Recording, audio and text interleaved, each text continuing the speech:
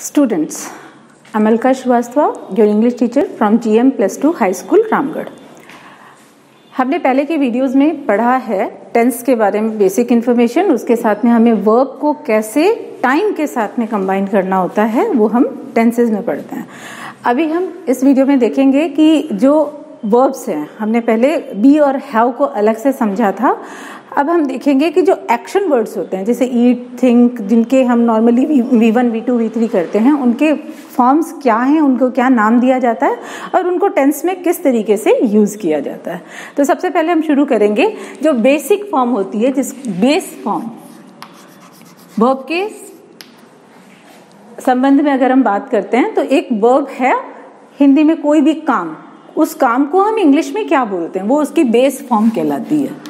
तो सबसे पहली हो गई बेस फॉर्म, और बेस फॉर्म को हम यहाँ पे बोलते हैं V1। तो वो बेस फॉर्म जैसे अगर हम यहाँ पे लेते हैं थिंक, एग्जाम्पल थिंक। एक और ले लेते हैं स्विम।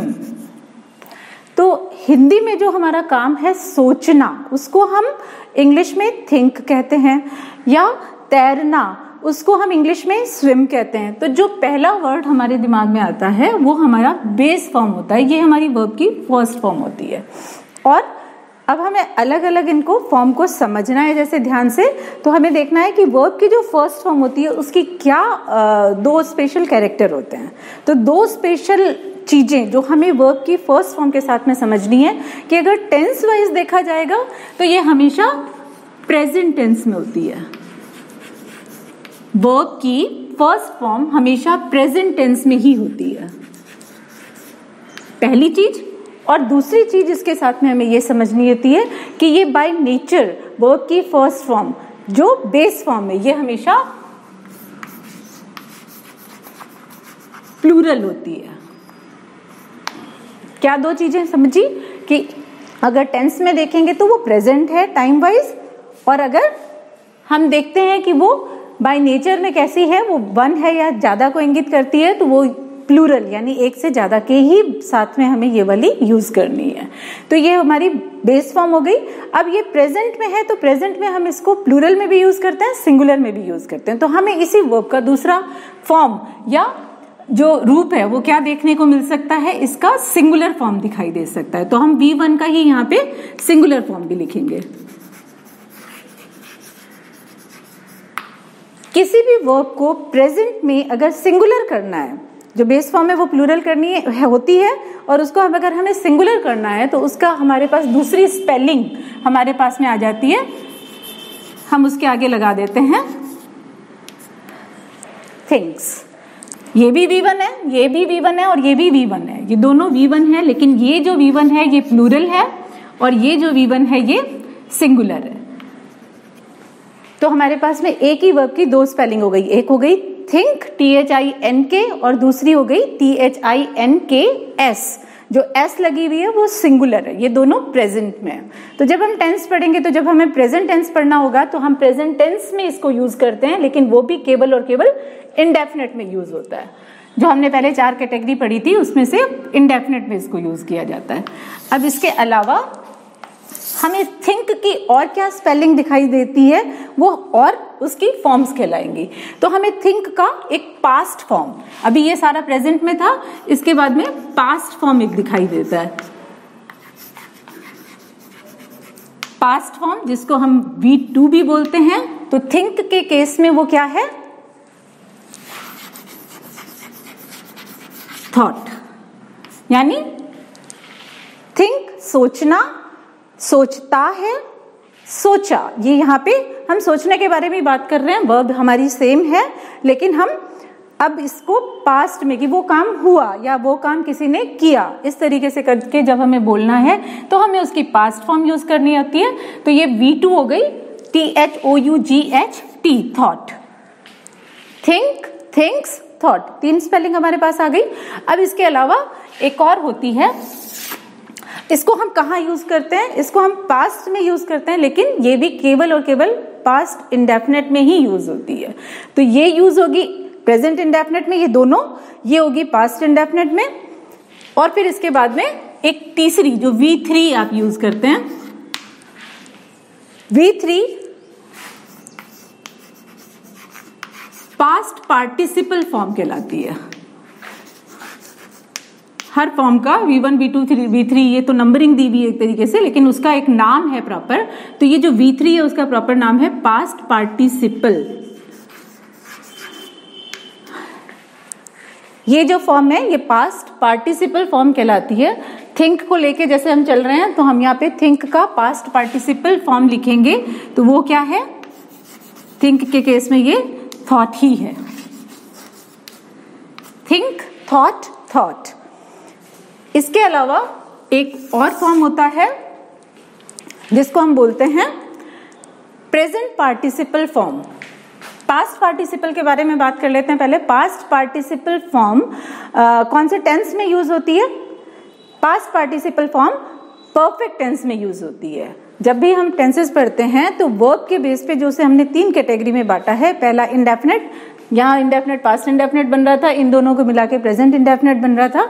जो परफेक्ट टेंस है उसमें हमेशा पास्ट पार्टिसिपल फॉर्म को ही यूज किया जाता है। हैव की फॉर्म के साथ में इसको यूज करते हैं, तो have plus past participle perfect tense बनाता है। तो पास्ट पार्टिसिपल, इसके अलावा एक है प्रेजेंट पार्टिसिपल फॉर्म। ये जो फॉर्म है इसको हम नॉर्मली वर्ब की आईएनजी फॉर्म बोल देते हैं।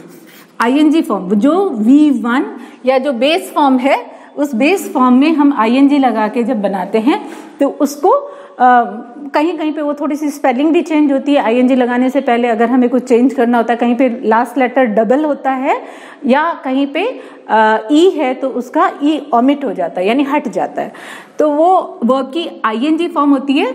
यहाँ पे थिंक के केस में हो जाएगी थिंकिंग। तो वर्ब एक ही है लेकिन उसकी स्पेलिंग अलग होती जा रही है। यहाँ पे एस लग गया थिंक में, यहाँ थॉट हो गया, यहाँ पे आईएनजी लग गया, तो ये थिंकिंग। ये इस फॉर्म का नाम क्या है? प्रेजेंट पार्टिसिपल फॉर्म, जिसमें आईएनजी लगता है प्रेजेंट पार्टिसिपल फॉर्म कहलाती है। इसके बाद में हम लास्ट फॉर्म ले लेते हैं फ्यूचर फॉर्म। फ्यूचर में सिंपल फ्यूचर की बात हो रही है, तो सिंपल फ्यूचर में अगर हमें उसी वर्ब की फॉर्म चेंज करनी है तो यहाँ पे हमारे पास हो जाएगा उसके आगे या तो विल लग जाएगा या शैल लग जाएगा और फिर वो वर्ब आ जाएगी जो उसकी बेस फॉर्म है वही आ जाएगी। यहाँ पे आ जाएगी थिंक। तो ये इसकी फ्यूचर। जैसे सोचना, सोचना को सोचेगा, इस तरीके से बोलेंगे तो हो जाएगा कि वो उसकी फ्यूचर फॉर्म हमने बना ली। अब उसके साथ में सब्जेक्ट क्या है उसके बेस पे हम कहीं पे विल लगाएंगे, कहीं पे शैल लगाएंगे। हम कुछ इसी फॉर्मेट में कुछ और वर्ब्स को हम समझेंगे। जैसे सेकंड मैंने यहाँ पे लिखा है स्विम, तो स्विम की ये बेस फॉर्म है। तो पहली स्पेलिंग हमें ये दिखाई दे सकती है नॉर्मल SWIM स्विम, जिसका हिंदी में मीनिंग होता है तैरना।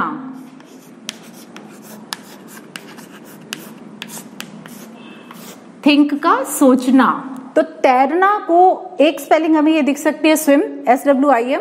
जब हम इसे प्लूरल के साथ में यूज करेंगे तब तो स्विम यूज करेंगे, लेकिन अगर सिंगुलर सब्जेक्ट के साथ में कोई एक पर्सन है उसके साथ में अगर यूज करना है तो हमें यहाँ पे यूज करना पड़ेगा स्विम्स, और ये दोनों प्रेजेंट में ही यूज होगा, प्रेजेंट इंडेफिनिट में। स्विम का सेकंड फॉर्म होता है स्वैम। यहां पे ये इसकी पास्ट इंडेफिनिट फॉर्म होगी, पास्ट फॉर्म कहलाती है। इसको इंडेफिनिट टेंस में यूज करते हैं, पास्ट इंडेफिनिट में, यानी वो काम किसी पर्सन ने किया, यानी कोई तैरा, तब हमें ये स्पेलिंग यूज करनी होगी। इसके बाद में तीसरी इसकी स्पेलिंग हो गई स्वम। ये इसकी थर्ड फॉर्म है V3। जिसको हम यूज करेंगे अगर कहीं पे कोई हमें बताना है कि कोई ये काम कर चुका है, कर चुका था या कर चुका होगा, यानी परफेक्ट टेंस वाले सेंस में जब भी हमें इसको बोलना है तो स्वम करके यूज करेंगे इसे। तो स्पेलिंग एक ही वर्ब की अलग हो गई, कहीं पे स्विम्स हो रही है, कहीं स्वैम हो रही है, कहीं स्वम हो रही है। फिर अगर इसको हमें रहा है के सेंस में आईएनजी लगाने से रहा है का सेंस आ जाता है, तो हम इसे वो काम कर रहा, तो यहाँ पे स्विमिंग, जैसे अभी मैं बोल रही थी हमें आईएनजी लगाने से पहले कहीं पे लेटर को डबल करना पड़ता है, कहीं पे कोई लेटर ओमिट करना पड़ता है। यहाँ पे लास्ट लेटर है एम, इसको हमें डबल करना पड़ता है, फिर आईएनजी लगाते हैं।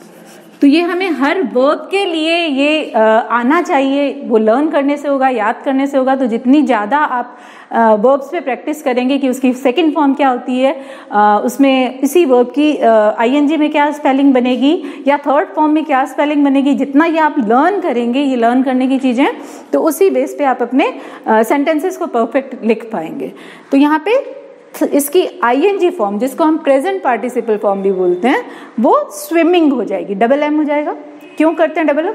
जो लास्ट लेटर होता है अगर वो स्लाइटली निकल रहा है या मुंह के अंदर ही रह जा रहा है, स्विम, इसमें लेटर वो बाहर नहीं निकला साउंड, स्विम, स्लिप, तो जो अंदर ही रह जाता है साउंड, उसको हम लास्ट लेटर को डबल करके उसमें आईएनजी लगाते हैं। तो जब हम इसमें लिखेंगे तो स्विमिंग, स्लिपिंग, तो इस जिसमें पूरा बोलते हैं जैसे स्लीप, स्लीप यानी सोना और स्लिप यानी फिसलना, तो स्लिपिंग में हमको डबल पी करना पड़ेगा, लेकिन स्लीप में पूरा प आप बोल रहे हैं, उसमें आपका मुंह खुल गया, स्लीप, तो उसमें आपने प बोलने के बाद में पूरा अच्छे से मुंह खोल लिया, तो फिर उसको डबल नहीं करना पड़ता है, यानी आप ऐसे ही आईएनजी लगा दोगे। लेकिन यहाँ पे स्विम, जो साउंड अंदर ही रह जाता है, उसमें आपको डबल करना पड़ता है उस लास्ट लेटर को, और फिर आप आईएनजी लगाते हैं। तो यहाँ पे हो गया स्विमिंग। इसको भी जब हम फ्यूचर करेंगे तो फ्यूचर में इसके साथ में विल या शैल लगाएंगे, तो उसका मीनिंग हो जाएगा कि वो काम करेगा। ये हमेशा बेस फॉर्म में लगता है, तो हम यहाँ पे विल या शैल के साथ में बेस फॉर्म यूज करेंगे। तैरेगा, ये गा वाला सेंस उसी वर्ब के साथ देने के लिए आपको विल या शैल को यूज करना होता है। इसी पैटर्न पे मैं चाहूंगी कि आप लोग घर पे अपनी एक कॉपी बना लें, और उस कॉपी में जितनी हो सके वर्ब्स को आप इस 6 पैटर्न में करके लिखेंगे, तो आपको बाद में इनको यूज करते हुए कैसे हम परफेक्ट टेंस में इस पास्ट पार्टिसिपल फॉर्म को यूज करते हैं, और कैसे हम प्रेजेंट पार्टिसिपल फॉर्म को कंटिन्यूअस टेंस में यूज करते हैं बी की फॉर्म के कॉम्बिनेशन में, वो फिर हम कभी और डिस्कस करेंगे।